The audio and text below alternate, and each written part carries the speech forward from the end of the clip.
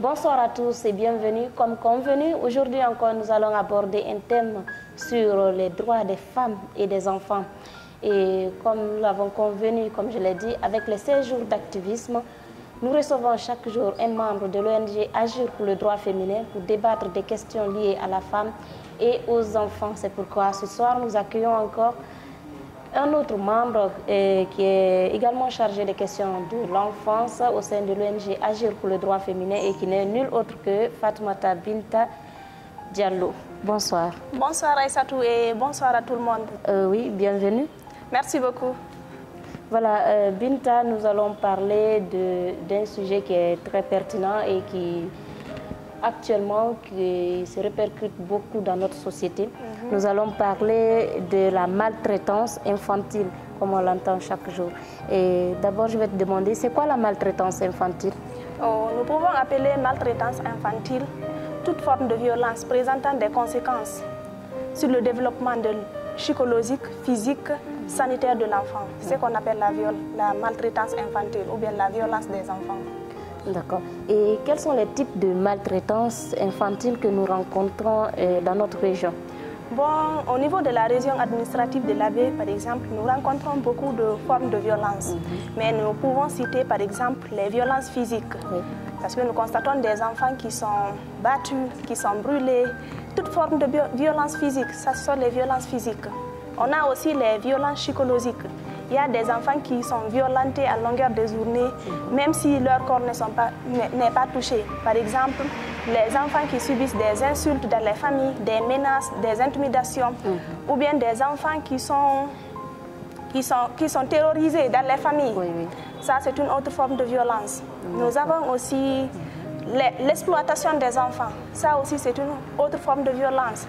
Par exemple, il y a les enfants qui sont exploités dans les familles, qui passent toute la journée à faire des travaux de maison. Il y a aussi des enfants qui sont devenus des sources de revenus dans les différentes familles. Nous constatons également les enfants dans les marchés. Ils sont nombreux dans les marchés. Ils sont là-bas en train de vendre. Ils sont devenus les sources de revenus dans ces différentes familles. Et effectivement, comme tu l'as dit, avec cette maltraitance que subissent les enfants, et quelles conséquences peuvent venir sur ces enfants-là, par exemple, au niveau physique? Au niveau physique des enfants, les enfants qui sont victimes de maltraitance ou bien de violence peuvent avoir des conséquences très graves sur leur corps. Par exemple, si nous prenons l'exemple de l'enfant qui a été brûlé à Mali, l'enfant là a été brûlé et il a perdu l'usage de ses mains. Ces mains-là ne vont rien servir dans sa vie. Donc, ce sont des séquelles qui ne vont jamais disparaître. Ça, c'est une conséquence très grave sur l'enfant. Qui est physique. Et avec cela aussi, il y a aussi des conséquences psychologiques. Bien sûr, il y a des conséquences psychologiques. Cet enfant-là, d'ailleurs, a subi des conséquences psychologiques. En plus de ces conséquences physiques, l'enfant est terrorisé dans son fort intérieur. Il a eu des séquelles. Il est terrorisé. Si, par exemple, un enfant est menacé, il est terrorisé. Il est traumatisé. Voilà. L'enfant est traumatisé. Ce sont des conséquences très graves même. On ne peut pas dire que les conséquences psychologiques sont plus graves que les conséquences physiques, mais nous devons savoir aussi que les conséquences psychologiques sont aussi graves que les conséquences sociales. Par exemple, si un enfant est à l'école, s'il n'est pas tranquille dans sa tête, il ne peut pas se concentrer. Je peux même vous donner l'exemple d'un enfant. Au milieu là où j'évolue, il y a un enfant, sa maîtresse avait constaté au début que l'enfant, la petite fille de 4 ans, elle était très bien au début. Maintenant, après quelques temps, la maîtresse a constaté que l'enfant est toujours pensive. Après, elle a approché l'enfant, elle a demandé pourquoi l'enfant est comme ça. Et puis, elle a dit à la maîtresse, Madame, je veux ma maman. Par là, on a compris que l'enfant ne vit pas avec sa maman. Et elle subit une violence à la maison. Donc, c'est quelque chose qui ne peut pas aller avec l'éducation. Et alors qu'il faut protéger un enfant de 4 ans. Voilà. Donc, et aussi, ces conséquences aussi sont d'ordre sanitaire souvent. Bien sûr, les enfants qui subissent des violences peuvent avoir des conséquences d'ordre sanitaire. Les enfants là peuvent avoir des maladies qui sont incurables des fois. Ils peuvent avoir des hémorragies internes. Ils peuvent avoir beaucoup de maladies. Donc, les violences ont des conséquences très graves sur la santé de l'enfant.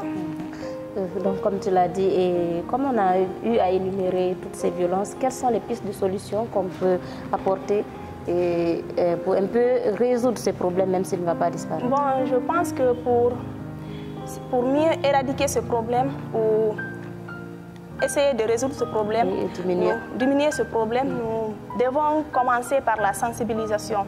Je vais demander aux ONG de défense des droits de l'enfant et à l'État aussi de sensibiliser la population sur les droits des enfants. Il faut faire savoir à la population que les enfants ont des droits. Il faut vulgariser les droits des enfants. Voilà. Et aussi, sur les pistes de solutions, je vais demander à l'État de sanctionner les personnes qui s'adonnent à ces pratiques néfastes. Si une personne s'adonne à la pratique et que la personne est sévèrement sanctionnée, je pense que ça va servir d'exemple à une autre personne. Donc, être sévère avec les punitions, parce que les enfants et ont beaucoup de droits. Aussi. Oui. Par exemple, si une personne est sanctionnée, de divulguer ça. Si les gens entendent ça, et je demande aussi à la population de dénoncer, parce que si un enfant est violenté, à l'entourage, les gens peuvent savoir que l'enfant là est violenté, mais aucune personne ne se lève pour aller dénoncer. Il faut que les gens essaient de dénoncer ça. Voilà, justement, vous avez entendu, parce que l'enfant a droit à la protection, donc il faut dénoncer toutes les violences, quelle que soit la forme de la violence faite à l'enfant, il faut vraiment dénoncer. Merci à toi, Binta. Merci beaucoup.